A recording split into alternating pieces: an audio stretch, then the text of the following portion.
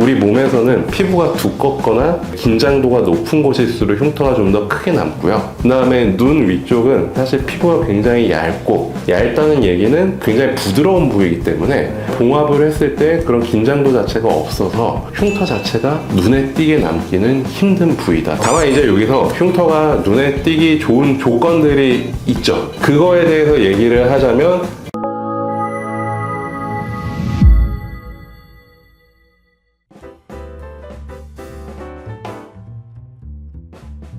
안녕하세요. 성형은 솔직해야 한다. 성형외과 전문의 한바른 원장입니다. 원장님, 오늘의 질문입니다. 상안검 수술을 하시는 분들이 보면은 부자연스러움, 흉터 이런 거에 대해서 되게 걱정을 많이 하시는 것 같아요. 그래서 이제 상안검 수술을 하고 나서 흉터도 무시를 못 한다는데, 이 흉터가 잘 안 남게 수술하는 게 스킬적인 부분에 연관이 되어 있는 거냐, 이런 질문 내용이거든요.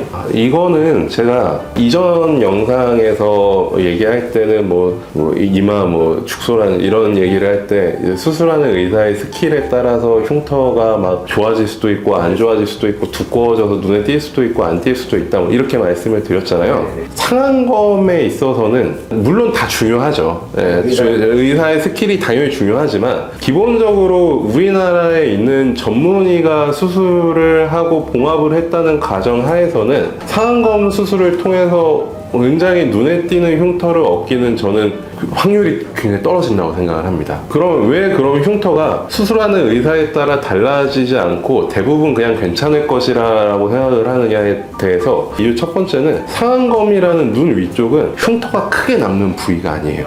눈 위쪽 부분이요? 맞습니다. 이게 왜 그러냐면 피부의 두께와 연관이 되어 있거든요. 피부가 얇은 곳은 흉터가 다쳐도 덜 남아요. 어렸을 때 우리 막 2살, 3살 아니면 막 한 대여섯 살 때까지도 이 눈 주변에 엄청나게 다치거든요. 그때 당시에는 이제 그거 봉합하고 막 흉 남을까봐 엄청 걱정들 많이 하시는데, 사실 그렇게 걱정을 하시고 막 흉터 치료하고 하신 거에 비해서 나중에 중학교 되고 고등학교 되면 그 흉터가 그렇게 많이 눈에 띄지 않아요. 우리 몸에서는 피부가 두껍거나 긴장도가 높은 곳일수록 흉터가 좀 더 크게 남고요. 그 다음에 눈 위쪽은 사실 피부가 굉장히 얇고, 얇다는 얘기는 굉장히 부드러운 부위이기 때문에 봉합을 했을 때 그런 긴장도 자체가 없어서 흉터 자체가 눈에 띄게 남기는 힘든 부위다. 첫 번째 이유고, 그렇기 때문에 안 그래도 그냥 다쳐도 흉터가 엄청나게 눈에 띄기는 쉽지 않은 부위인데, 어쨌든 우리가 쌍꺼풀 수술을 한다는 의미는 쌍꺼풀 라인에다가 절개를 하는 거잖아요.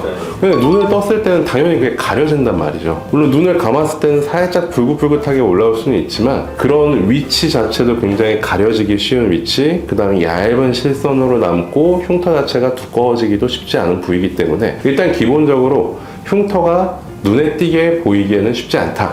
다만 이제 여기서 흉터가 눈에 띄기 좋은 조건들이 있죠. 그거에 대해서 얘기를 하자면, 일단은 피부가 굉장히 두꺼운 경우. 제가 아까 피부가 얇기 때문에 흉터가 덜 남는 부위다라고 말씀을 드렸잖아요. 근데 그거는 사람마다 또 다를 수가 있는 거고, 우리 눈 위에 굉장히 두툼하고 무겁고 이런 분들이 있잖아요. 근데 그런 분들이라거나 탈성 자체가 굉장히 조금 안 좋아서 내가 조금만 다쳐도 흉터 많이 남는 분들이 있거든요. 근데 그런 분들 같은 경우에는 상안검 쪽에 봉합을 하고 나중에 실밥 제거를 하더라도 조금 불그스름하게 올라오는 경우가 있긴 있어요.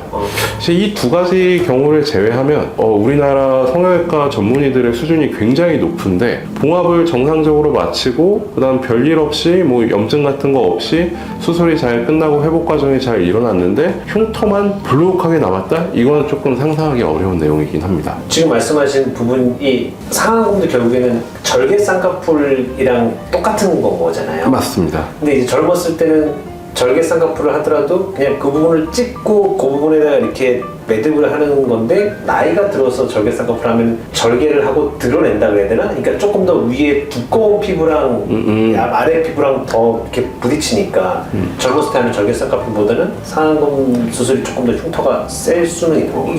그 두 가지를 비교하자면 상안검 수술이 좀 더 흉터가 남을 수는 있죠. 절제된 피부량이 굉장히 많을수록 더 흉터 자체가 조금 더 눈에 띌 수는 있어요. 그건 또 왜 그러냐면, 논문에 의하면 이제 눈 위쪽의 피부는 크게 3단계로 구분을 할 수가 있어요. 편의상으로 A구역, B구역, C구역으로 이제 구분을 하게 되는데, A 구역은 어디냐면 속눈썹 바로 위에 있는 피부예요. 여기는 굉장히 얇은 부위입니다. 그 다음에 C 구역은 어디냐면 이 눈썹 바로 밑에 이 위쪽에 있는 피부예요. 여기는 피부가 속눈썹 위에 비해서는 굉장히 두껍죠. 이제 쌍꺼풀 라인 있는 쪽에 있는 피부들은 이제 B 구역이라고 해서 그 사이 지점에 어느 정도의 두께를 가지고 있다는 거죠. 근데 예를 들어서 우리가 상안검 수술을 했을 때 상안검 수술을 한 피부 절제량이 굉장히 많아가지고 나중에 남은 피부를 보니까 이 속눈썹 바로 위에 굉장히 얇은 A 구역의 피부와 굉장히 두꺼운 C 구역의 피부만 남았다고 하면 이 부분을 나중에 봉합할 때 만나게 되겠죠. 이 두 구역의 피부의 두께 차이 때문에 나중에 봉합을 하고 나면 그거는 흉터가 두꺼워진다기보다는 쌍꺼풀이 굉장히 깊게 나타나게 될 확률이 높고요. 물론 이제 그런 피부 자체 두께 자체가 조금 다르니까 여기서 봉합을 조금 잘못하게 된다면 그런 경우에는 흉터가 조금 더 남을 가능성이 있다. 대부분 근데 그런 경우에는 흉터가 두껍게 남는다기보다는 쌍꺼풀이 굉장히 깊고 뭔가 이렇게 눈이 부리부리한 느낌으로 나타나게 되거든요. 근데 그러면은 그런 흉터나 이런 부분을 최대한 안 나게 하려면은 아까 말씀하신 것처럼 그 비부역 부분을 최대한 절제를 덜 해야 되는 거잖아요. 네. 그러면 덜 쳐졌을 때 수술을 해주는 게 더 이렇게 오랫동안 흉터 없이 갈 수 있는 건가요? 그것보다는 일단은 아까 얘기했던 대로 우리가 피부가 얇은 부분은 조금 남겨놓는 게 굉장히 좋아요. 남겨놓는 방향으로 수술을 진행을 해야 돼요.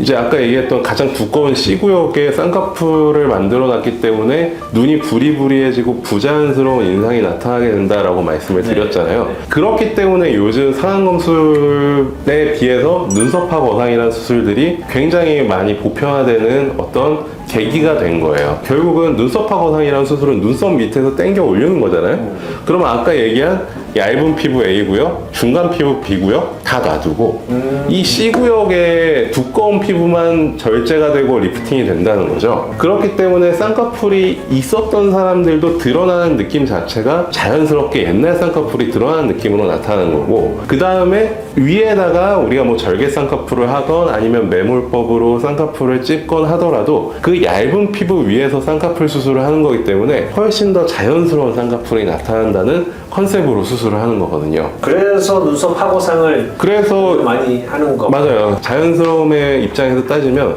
눈썹화 거상 수술을 해서 그런 피부들을 좀 보존을 하고 우리가 20대 때 수술하듯이 그냥 절개 쌍꺼풀을 간단하게 하거나 아니면 쌍꺼풀을 찝는 방법으로 만들어주는 가장 큰 이유는 그런 피부 두께 차이에서 오는 점이라고 할 수가 있을 것 같고요. 다만 이제 눈썹화 거상을 통해서 할 수 없는 것들이 있죠. 가장 이제 대표적인 건 안검하수 교정.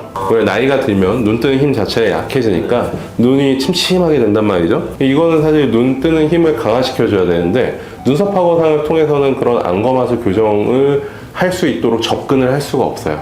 그렇기 때문에 그런 경우에는 무조건 상안검 수술을 하셔야 되는 거죠. 근데 안검하수는 연세가 드시면 다 이렇게 나오시는 물론 이제 자연적으로 대부분 생기지만 이제 그 중에 이제 교정이 필요한 정도가 있고 교정이 필요하지 않은 정도도 있죠. 60대, 70대 눈이 막 우리가 연예인처럼 떠지는 것도 좀 부자연스럽지 않겠어요? 네, 그런 느낌으로 생각한다면 자연스러운 정도의 안검하수는 괜찮지만 저 같은 경우에 이제 그때 안검하수 교정을 어느 분들한테 해드려야 되냐라고 묻는다면 가장 중요한 건 내 생활의 불편감입니다. 내가 눈을 뜰 때 뜬 것 같지가 않고 이마에 계속적으로 힘이 굉장히 강하게 들어가고 그 다음에 오전에 일어나서 뭐 독서하고 하루 생활했더니 오후 되면 눈이 침침한 느낌이 들고 이런 것들이 기능적인 불편감에 오는 거거든요. 이런 것들은 당연히 수술을 해드려서 그런 것들을 좀 풀어드려야 돼요. 근데 눈을 땡그랗게 뜨고 싶기 때문에 안검하수 교정을 한다? 저는 그렇게는 하지 않는 게 좀 더 자연스럽지 않을까라는 주의인 거죠. 일상생활에 불편함만 없으면 굳이 맞습니다. 필요는 없다. 네, 알겠습니다. 여기까지 하겠습니다. 고맙습니다. 네, 감사합니다.